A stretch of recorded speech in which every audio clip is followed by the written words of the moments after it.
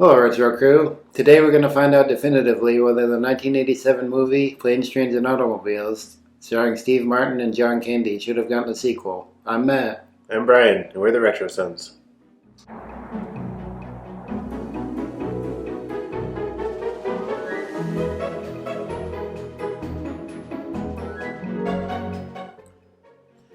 I don't see how they could make a sequel to this unless they just do like different characters and the same kind of premise and just give it the Planes, Trains, and Automobiles name. I don't know, they could figure something out. Something else with Del Griffith and Neil Page. I guess they could. I don't really see it happening, but having happened. I mean, I don't know, they've made sequels to movies that you didn't think they would be able to make one to. That's true. Kind of got a remake in Due Date with. It wasn't really a remake, it was just like same remake. idea. Like using the same idea, but not really a remake, I guess. Yeah, Zach Galifianakis and Robert Downey Jr. Yeah, same idea. Kind of the same. Although his baby was being born, so he had to get back. Yeah. This is one of the only Thanksgiving movies I know of. I know now they're coming out with a Thanksgiving horror movie. Oh yeah, I'd heard about that too. But there's not that many movies centered around Thanksgiving. Yeah. But Steve Martin had to go to New York for business, and he had a flight at 6, and the business went over, and he missed his flight. Mm-hmm. Then the whole movie's about him trying to get home. And it's just problem after problem. But on the plane, originally, he bumps into John Candy's character, and he's... Well, he steals it. John Candy steals his cab first. Yeah. Then he bumps into him at the airport. Yeah. And tells him what happened. Yeah, but he just causes a lot of problems for him through the whole movie. Yeah. He's a nice guy, but he just... overdoes it. Yeah. Overzealous when he meets somebody that he really likes spending time with, I think he says. Basically. I guess they could have done a sequel to this with the same characters, but they kind of went through their character growth and changed as people. Yeah, because at the beginning they weren't friends, and then like by the end they were. Neil Page, that's Steve Martin's character, he's kind of a jerk and intolerant of like impatient and everything. Yeah. Yeah, he's not a very nice person. Yeah. And Del, he kind of changes too, like he learns not to be so... overbearing. Yeah. Is probably the best way to put it. That's what I was thinking, but I wasn't sure if it was the right word to use in this situation, but... I think it might be the only word. I think so. But, yeah, a sequel could have happened, but I don't think it would have been as good, because you didn't have that... lightning in the bottle effect like this one. You didn't have them at odds, they were like friends at the end. Yeah. And there's a whole mystery of Del being on the road and like talking about his wife, and then, well, it wasn't really a mystery, but finding out that she's dead and he doesn't like have a home. Yeah. He just travels around. Yeah. And that's his life. Mm-hmm. I don't know how he had so many people owing him favors because he sold them shower curtain rings. That's his job. No, it's his job. Why would they owe him favors? I don't know. But he was a good salesman. They showed him selling them and making money. At the airport there, one of the places they stopped. Yeah. Because they were out of cash. Yeah, right. And he always had good intentions, but like I let you pay for the hotel room so you didn't feel like a freeloader, which you are. But yeah, just kind of not in touch with reality, really. Yeah. But I think Steve Martin's character was really short with him through the whole movie. Until the end. Right. They kind of became friends. Yeah. When he was on the train, finally going home, he's like looking back at it and laughing at their antics. Time together. Yeah. But I don't know, it was a good buddy movie. Yeah. Like they weren't friends at first, but then through the movie they actually ended up becoming friends. Yeah. It was one of those movies where all the bad things happen, but in real life, I don't think anyone would be that unfortunate or like it's just bad thing after bad thing happening. Yeah. Through the whole movie. Like you see something happening, like he got his sleeve stuck on the car seat thing, and he would have probably just pulled his arm out of the sleeve. Yeah, or he could have undone it, like it was just stuck on the thing. Yeah, or so stopped then he the reached car. his other arm down to try and take his jacket off, and that arm got stuck too. Yeah. I don't know if he was on the highway or something, but he could have stopped the car regardless, probably, instead of just keep driving and trying to free himself. Yeah, it was the middle of the night, nobody was on the highway. Right. But that, or I don't know, just a lot of the things that happened. Yeah. I mean, a lot of it was weather stuff. The bad, like why I missed a flight or why I couldn't make it home to Chicago. Yeah. Was weather and people all getting hotel rooms. So I guess it was 50-50 stuff that could happen and stuff that was like common sense would take care of. Yeah. But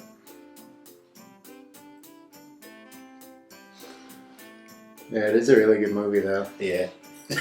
It was a funny movie. Like I say this a lot, but we know it's coming, but it's still funny when it happens. Yeah. But it's just... It seems like there's a lot of comedy in it that can happen nowadays in a comedy movie. Yeah, you're right. But it's like 80s comedy, so it could be a little bit more dirty and people didn't get offended about it. Mm-hmm. And John Candy was always a funny guy. Yeah. You know, like all of his movies. He's always played a different type of character, but he always played them so well. Yeah. And Steve Martin. Yeah. He's a funny guy too. Mm-hmm. And they work well together too. Yeah. Yeah, definitely. Yeah. It's like polar opposites getting stuck together. Mm-hmm. Directed by John Hughes. He always makes good movies, or made. I don't know if he still does. But like, didn't he do Home Alone? I think so. Breakfast Club and all those. And Kevin Bacon is in this a little bit, and Ben Stein is in it. Oh yeah, I forgot about him again. So like they have very small parts, but they're in it. Yeah. For a little while. Yeah, they always give Ben Stein like the talking roles, like he was the announcement guy at the airport here. He's the teacher on Ferris Bueller's Day Off. Yeah. He's got that droning voice, which it kind of feels like I got going on right now. But. Yeah. I'm trying to think what they could do for a sequel. I don't know, maybe Del Griffith moves in next to him or something. I don't know how he could, because he's probably got a high-end house. Yeah. But then just stuff happens through the movie. I don't know. Yeah. It wouldn't have to be another travel movie, but... No. But I don't know. I just feel like anything they tried wouldn't live up to the original, but that's my opinion. I could be wrong. Yeah, but like I said, they do that with other movies, and it doesn't turn out well. Yeah, right. There's certain movies that just don't need a sequel. They're all standalone, good by themselves. Yeah, like I said, everything wrapped up nicely at the end of this one. The characters were different in how they started, and they were friends. Yeah, he invited Del over to his house for Thanksgiving because he didn't have anywhere to go. Right.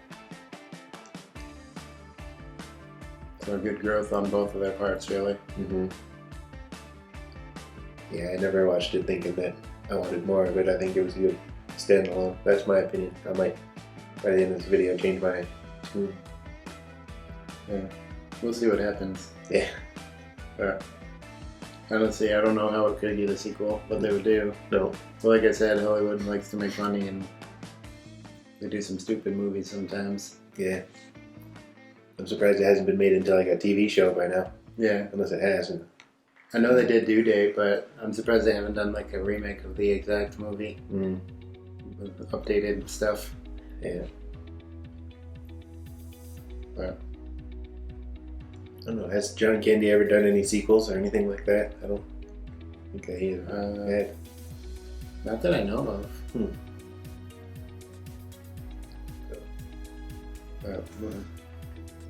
But he died in the 90s, so... Yeah, that's true. It would have had to been pretty soon after. I mean, like we always say, they couldn't do a remake now. Nope. If they replaced John Candy. Yeah, no, it wouldn't do as good. No, it has to be within a few years of the original. Yeah. So when we decided, we're deciding should we have done the sequel back then or should we get one now? Probably back then with the original actors. With the original actors? I guess. I think we're a little loose on the rules. Should have gotten a sequel. Yeah, we should figure this out. Yeah. I don't know. I think when we say should have gotten a sequel, it's always the same people. Like, yeah, should it have gotten? Yeah. Not should it get? Yeah, should it have gotten.